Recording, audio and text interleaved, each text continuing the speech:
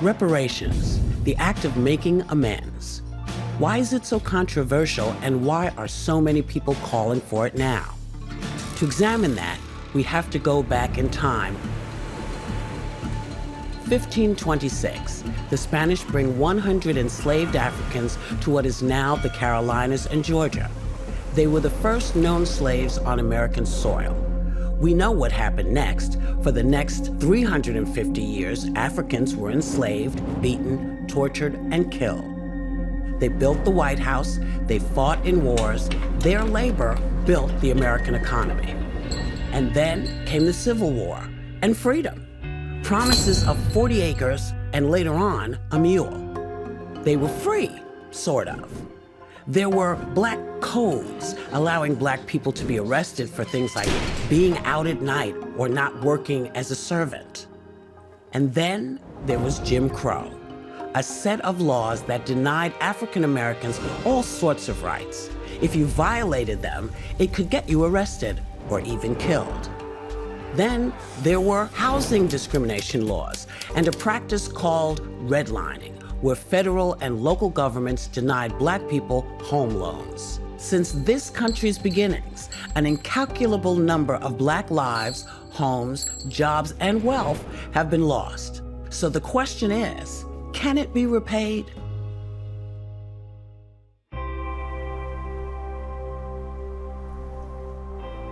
There's something about living in the mountains. It's a sense of serenity. Asheville's like a postcard. What doesn't come to mind when people think of Asheville? Black folk, you don't think of African Americans being in Asheville. I don't think people know of the rich black history here. They don't know because pretty much the history has been erased.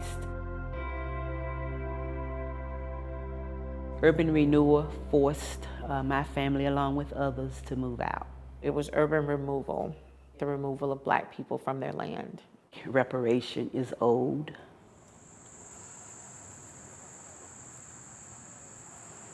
My family has been here now 6 generations. This box has Asheville's black history, mainly the history of my community, Southside. A whole community filed away in this box. Rich history filed away. Closed until I decide to open it and talk about it.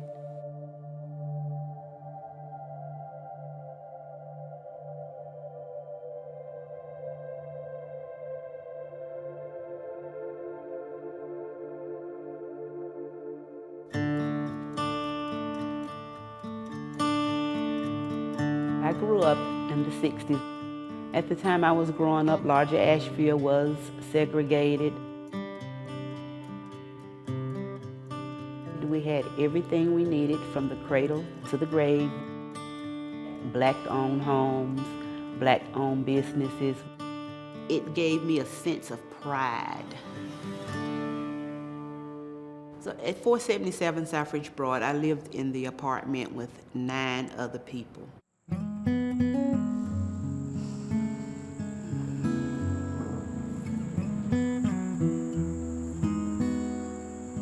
Just where that pole is where I lived. So you had all of the homes that were up and down this street.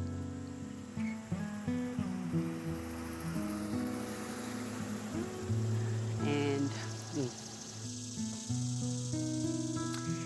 as you can see, it's empty.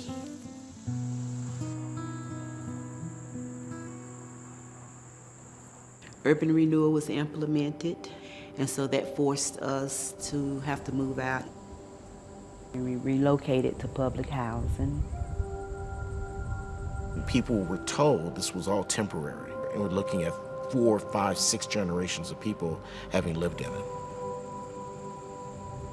This didn't come out of nowhere. This came out of explicit policy that was designed to confine the descendants of those who had been enslaved.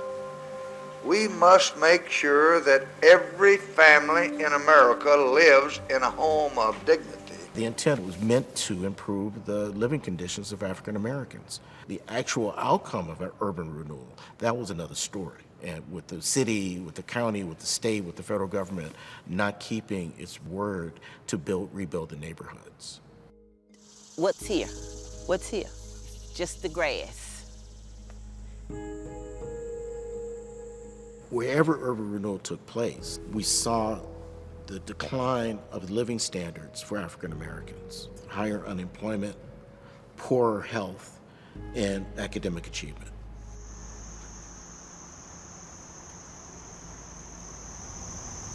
My grandparents' house, Libby and Jesse Smith, at 13 Velvet Street, would have been in this area. Behind us is the Public Works building. Prior to being the Public Works building, it was the backyard that we played in. So in 1984, this is the paperwork where my grandparents granted our land to the city. When I say granted, it's because on this document it says grantor, but I don't think that my grandparents had a choice. That's the whole point of eminent domain. It wasn't just a loss of their homes, it was a loss of what could have been generations of wealth for our family. Since World War II, the primary source of wealth for middle-class America is the ownership of a home. Well, if your home is destroyed, you've lost a primary pillar for middle-class standing.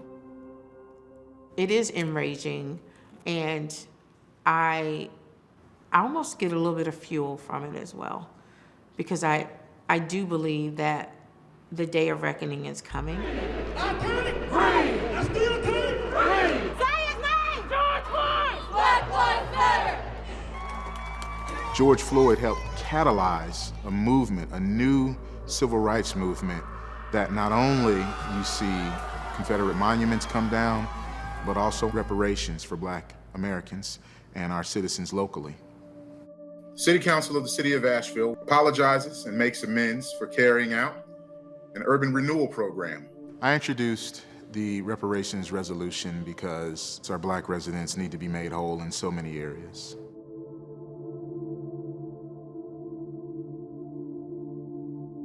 When you say that you are signing a resolution for reparations, that we want to see some teeth behind it, we don't want to just see words on a paper. I've heard people say, well, that's something our forefathers did. That's not the point. Forefathers may have done it, but you, in some cases, reap the benefits. Growing up as a little girl, I had no sense that one day would all be gone, and that I would walk in my neighborhood and see it completely gone. I have the memories, and that's part of why I tell my story, to preserve that history. I'm preserving that pride. I will preserve it until I die.